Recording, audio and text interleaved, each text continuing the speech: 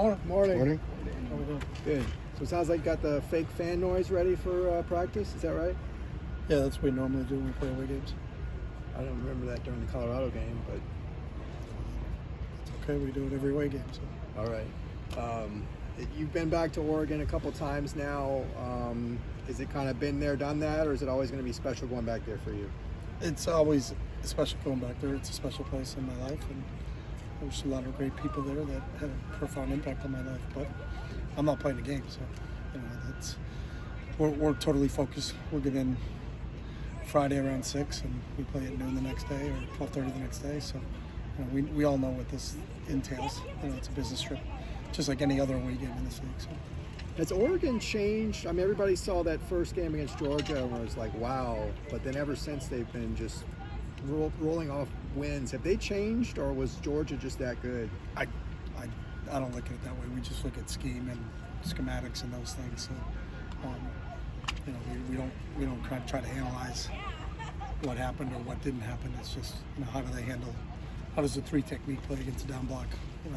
What type of twist game do they have? Things like that. That's kind of what we do. We try to take the emotion out of our game plan breakdowns. So what do you see when you look at Oregon on film? I see a 4-2-5 defense. Play a lot of nickel. Played a little bit more 3-3 stack in the Arizona game. Trying to get 3 linebackers on the field, get some speed on the field. Really good defensive end in Brandon Dorless.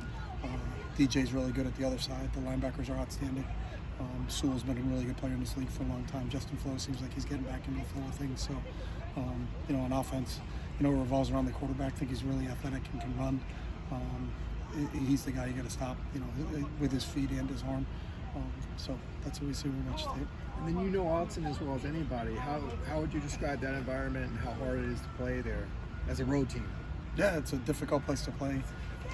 Just like anything in this league, you go to Washington, it's hard. You go to Oregon, it's hard. I think that's part of it when you're playing meaningful games in October is you got to be prepared for crowd noise. So we'll be prepared for it. Are you guys ready for meaningful games?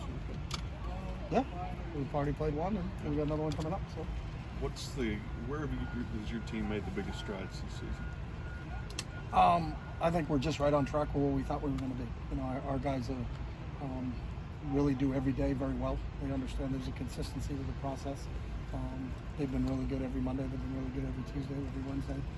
And that's not easy. That's easier said than done. But I think there's a consistency to their preparation, and that consistency pays off on Saturdays.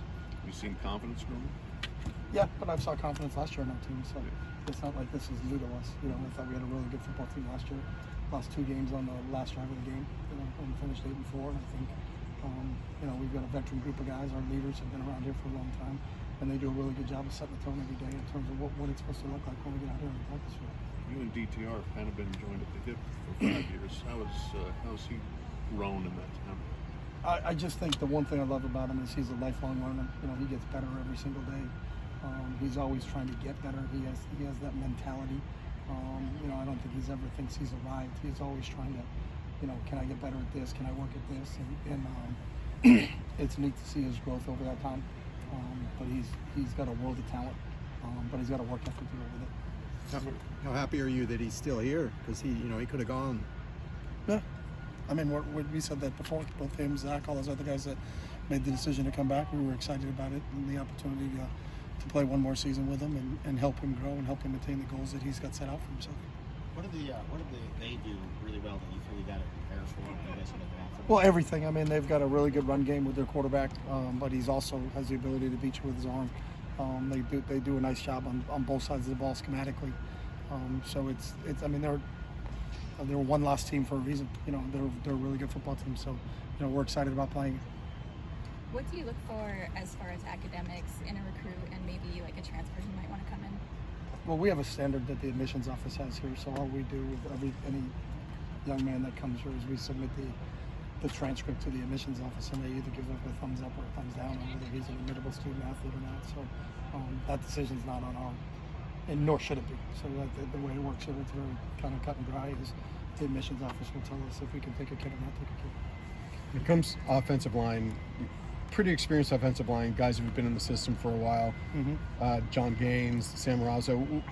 Bringing that experience, how does that impact the overall effect of the offensive line? Plus having a coach who was with your staff last year. That kind of transition, how was that? Yeah, I mean, I think obviously we were fortunate enough to have Trev on staff, when Justin left for Ohio State. So there's some continuity from that standpoint, not having to learn a new system, being ingrained in what we do here. And he's added some of his wrinkles that I think Trev has brought to it. So he's done a really nice job. But to have the veteran players, Sam's been around for a long time, Neil's been around for a long time, Duke has been around for a long time, John Gaines has been around for a long time, Garrett's in year 2. Raekwon had over 30 starts in the Big Ten, so we do have experience there, and experience is a great teacher. So those guys can go back to situations that they've been in before. When a situation goes up and goes, "Oh, we've been in this before. Here's the adjustment that we have to make." And there's no substitute for experience, and I think those guys have done a really good job as a group, kind of molding together. Talk about the books and ball culture with this team and the number of guys in grad school. How have they kind of has there been examples of things they've taught you or kind of, helped you learn anything because with these guys being so smart? Yeah, Pythagorean's theorem. We discuss that a lot in some of our meetings, and it's interesting to watch some of those guys get on a board and go over through some of those things. So, the one thing you learn from this group is there's a maturity to them. When they're approached every day, you're not a kid that graduates undergrad, like a Shea Pitts who graduated here in 3 years, already got a master's degree, is working on a second master's. If you're not disciplined, if you're not mature, if you don't have your priorities in line, and I think that's what filters down to the younger guys in our program is that, there's a certain amount of discipline that it takes to be a really good student here, and it's the same discipline that can be applied to being a really good football player here. So it's the maturity that those guys bring every day, and the example that they set every day. That's why they do every day really well. Because there's a consistency to their performance, because there's a consistency to their mindset and a consistency to their approach. You talked to Jacob about Socrates yet? He had a good I've conversation not. I with us. did talk to. Jake's like off the charts. When I met him, the first time I talked to him, he was an applied mathematics major at Harvard, and his mom said she was a little disappointed. She wanted him to be in engineering, and he said applied mathematics is the new engineering, and he lost me after that. So he may be president of the United States someday. So I'll make sure we're always on Jacob's good side. Or Chase Griffin? Chase could be there. We got a couple guys that could run for office right now, and would garner a lot of votes, deservingly so. Ali Kao, is there a chance that he could return this season? There is, but I don't have him. I'm not the doctor, so when they get him cleared to play, he's up moving around and running around. We'll see what happens then. How's coaching a more mature, older team different from the younger team? Well, I think you don't have to worry about things that I think maybe if you have a younger, mature team that you do worry about. I'm not worried about are these guys on schedule, these guys on time, where are they?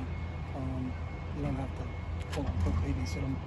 I think sometimes that you have to do with some younger kids, just because they don't know. I think the one thing is our older players do a great job of mentoring our younger players about being where you're supposed to be, when you're supposed to be there.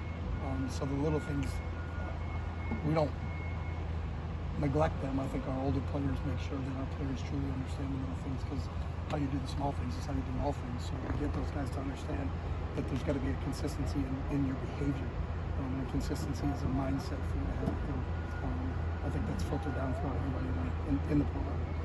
A little quicker growth curve then, if you've got leadership like that? It is. Anytime you have a player-led team and not a coach-led team, that's really what we all strive for. But you got to have players that can lead, and that's what we're really fortunate to have, is that our older group of guys are outstanding in that aspect. So. Thanks, Coach. All right.